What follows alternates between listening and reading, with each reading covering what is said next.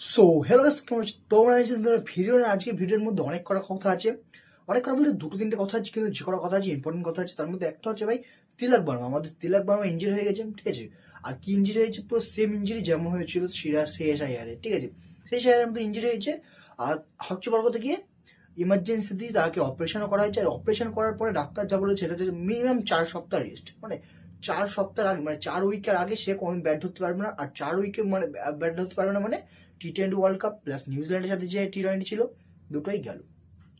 আর এর সাথে সাথে আর একটা খুশির খবর সিএসআই ফ্যানের সাথে বেরিয়ে আসছে, সেটা হচ্ছে ভাই যতটা মনে রুমার্স আসছে, যে যতটা মানা যাচ্ছে যে তিলক বর্মার জায়গায় রিপ্লেসমেন্ট হবে হচ্ছে আমাদের সিএসআইআর, ঠিক আছে।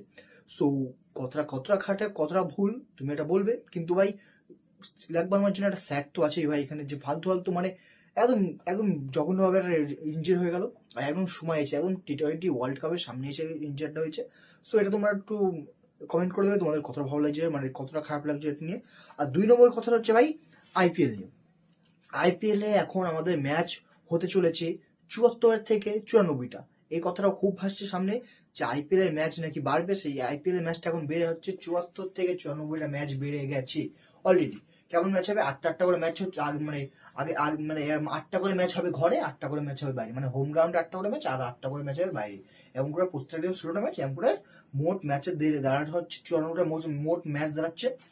আর আরেকটা আসছে বাংলাদেশের খবর। বাংলাদেশ যে অ্যাপ্লাই করেছিল যে আমরা ইন্ডিয়াতে খেলতে যাবো না সিকিউরিটি রিজনের বিরুদ্ধে, সিকিউরিটি রিজনের বিরুদ্ধে যে অ্যাপ্লাইটা করেছিল আইসিসির কাছে, তারা বিসিএস সাথে তো কথা বলেনি, তারা আইসিসির কাছে যে অ্যাপ্লাইটা করেছিল সেই অ্যাপ্লাইটা পুরোভাবে মানে কি বলে ফালতু নিয়ে নিয়েছে, মানে কোনো কাজ হয়নি সেই কাজে, ঠিক আছে। মানে সেই কথায় কোনো কাজ হয়নি। বাংলাদেশ যদি খেলতে হয় সব ইন্ডিয়া সেই খেলতে হবে, তাছাড়া তাদের কাছে কোনো উপায় নেই খেলার। আর মুস্তাফিজুর রহমান নিয়ে একটা নতুন নিউজ আছে। মুস্তাফিজুর রহমান নাকি বলেছে ইন্ডিয়াতে আমার কোন আইপিএল খেলতে যাবো না, 10 কোটি দিক, যাই দিক, 20 কোটি দিক, দরকার নেই। আর মুস্তাফিজুর রহমান আবার সাথে সাথে পাকিস্তানের পিএসএল খেলতে যাচ্ছে। তো thank you, tata, bye bye, আজকের মতো অ্যাবসলিউটলি।